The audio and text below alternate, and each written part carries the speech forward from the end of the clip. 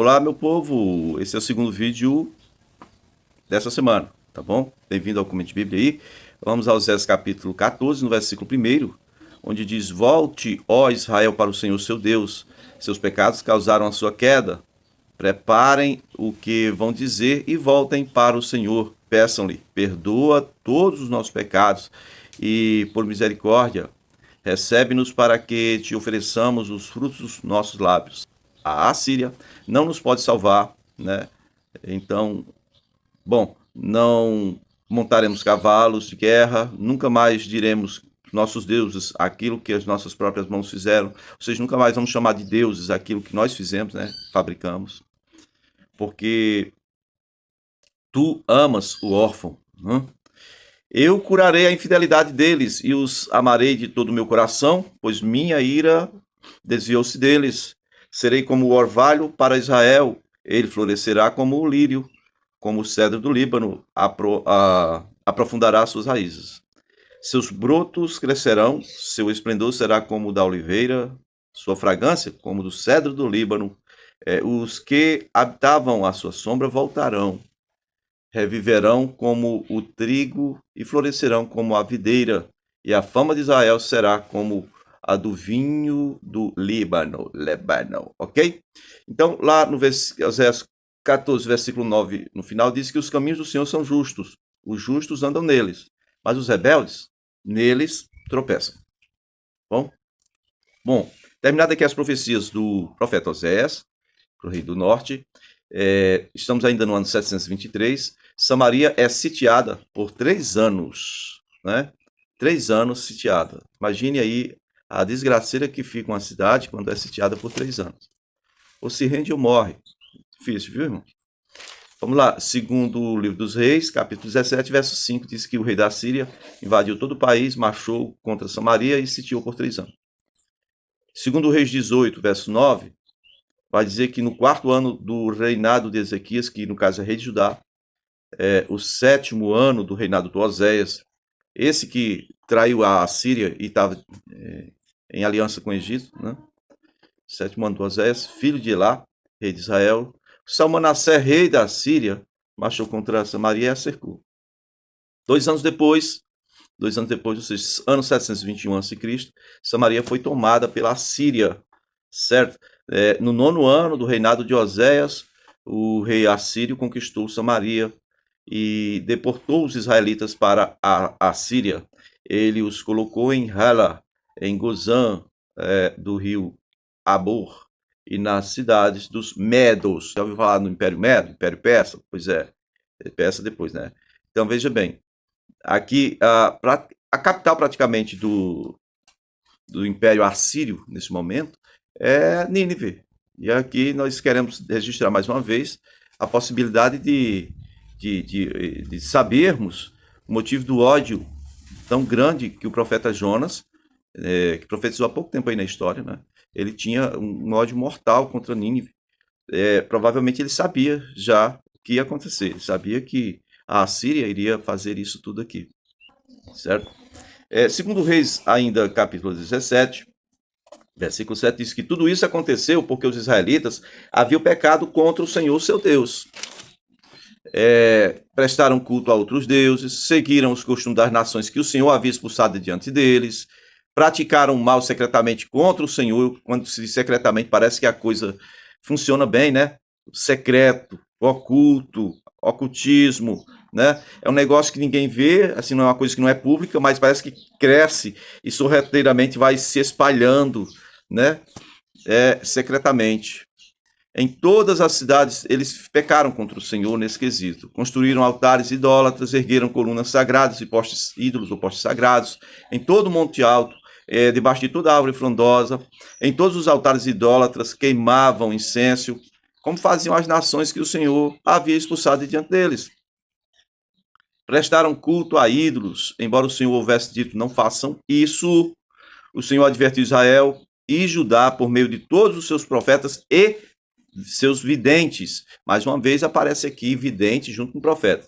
Até bem pouco tempo a gente simplesmente classificava vidente como profeta. Dizia, é a mesma coisa, é a mesma coisa. Bom, se fosse a mesma coisa, não estaria videntes e profetas. Os profetas aqui, queridos, o entendimento que me vem é que eles são boca de Deus para levantar, para derribar, para, né, uma nação. Eles profetizam geralmente a nação. O vidente é alguém que tem visão, não é a visão comum, mas é recebida de Deus, a respeito de pessoas ou família, né? Eles têm de Deus vamos dizer assim, a revelação daquilo que é melhor para a vida da pessoa, e por isso eles se tornam tipo um mestre, um sábio, né? Um conselheiro, tá bom? É o que lá no Novo Testamento a gente vai ver sobre os dons espirituais, parece ser a mesma coisa, mas é diferente, porque uma é palavra de sabedoria e a outra é de conhecimento.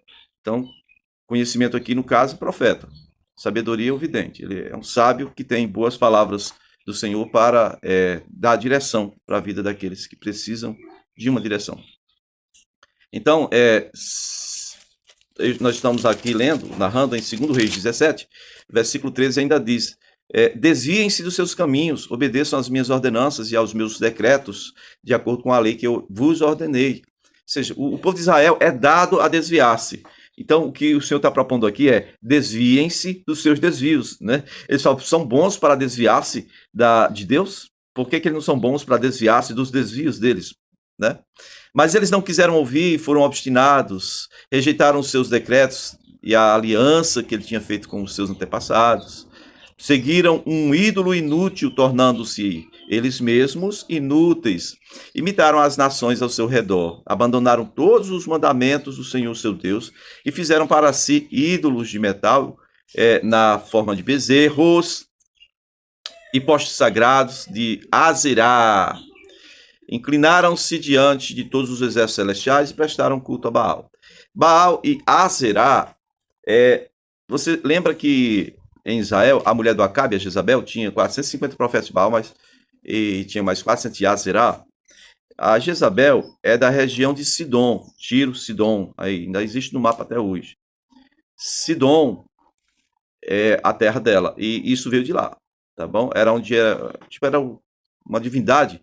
Ela pode se espalhar para muitos cantos, mas ela nasce em um lugar e tem algum lugar como referência.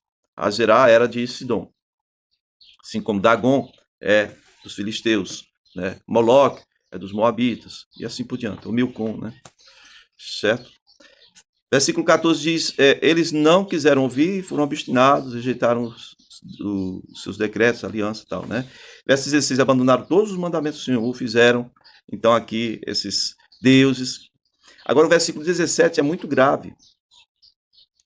Verso 17 diz que eles queimaram seus filhos e filhas em sacrifício, praticaram adivinhação e feitiçaria, venderam-se para fazer o que o Senhor reprova, provocando a ira.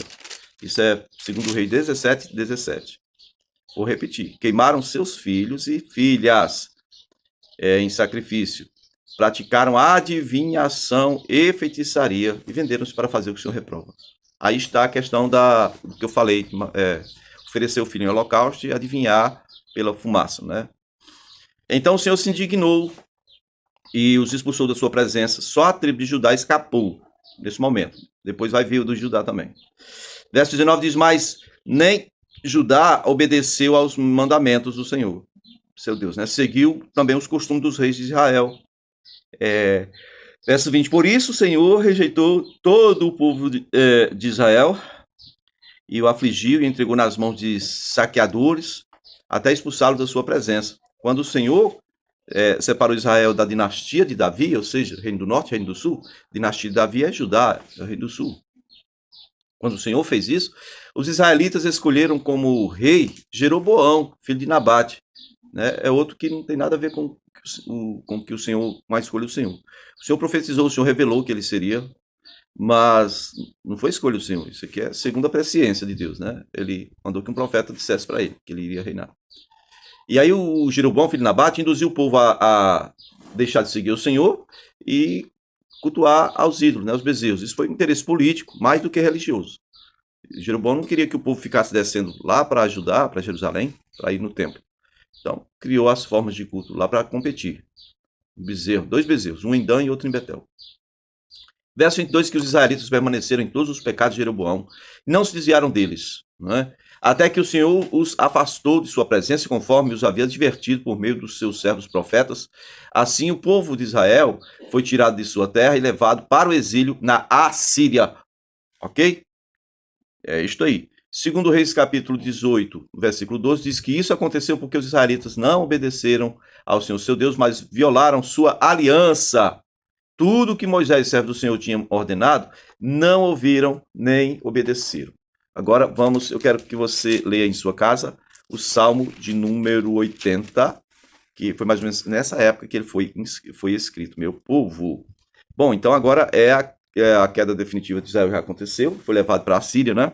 A primeira parte que foi, bem antigamente, foi levado só as tribos Ruben, Gad e meia tribo de Manassés, que fica no lado leste do Jordão. Agora foi tudo.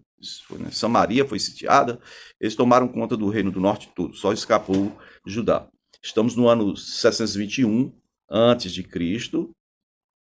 Aqui nós vamos ver também agora sobre Judá um pouco, lá para frente, né? Sob a liderança de Ezequias, Judá recupera sua independência, né? 721 a.C. A Assíria invade a região de Judá, conquista algumas cidades filisteias e derrota também os egípcios. Olha, o Império Assírio estava vindo até ali perto de Israel, agora já passou por Israel, passou por Judá, Reino do Sul, e chegou no Egito, tá bom? Chegou no Egito. E então, vamos continuar aqui a história do reinado de Ezequias, que é chamado também aqui na profecia de pouco tempo, na história aqui de pouco tempo, que eu li, de dinastia do rei Davi, né?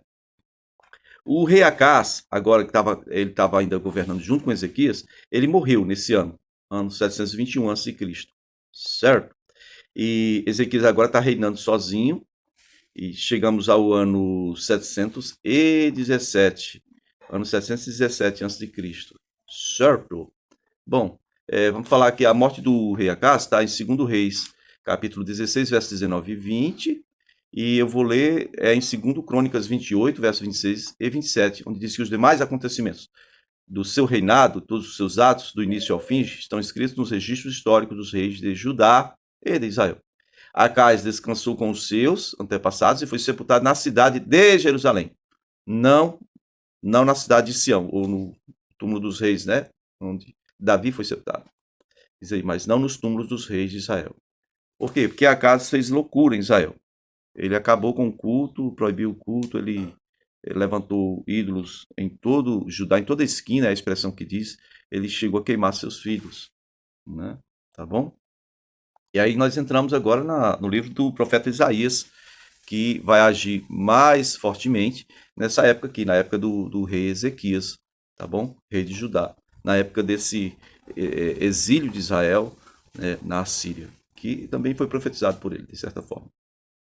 Vamos lá, Isaías 21, verso 1 diz: advertência contra o deserto junto ao mar. Diz que como um vendaval, um redemoinho que varre o Negueb é a parte sul de Israel, né? Um invasor vem do deserto, de uma terra pavorosa. Eu tive uma visão terrível. O traidor fora traído, o saqueador foi saqueado. Diz assim, Elão, vá à luta. Os elamitas, tá? Média, feche o cerco, porque põe o fim a todo gemido que ela provocou. Diante disso, eu fiquei tomado de angústia, tive dores como da mulher que está em trabalho de parto, fiquei tão transtornado que não consigo ouvir e tão atônito que não consigo ver. O meu coração se estremeceu, o terror toma conta de mim, o anoitecer que eu tanto aguardava tornou-se em terror para mim, né?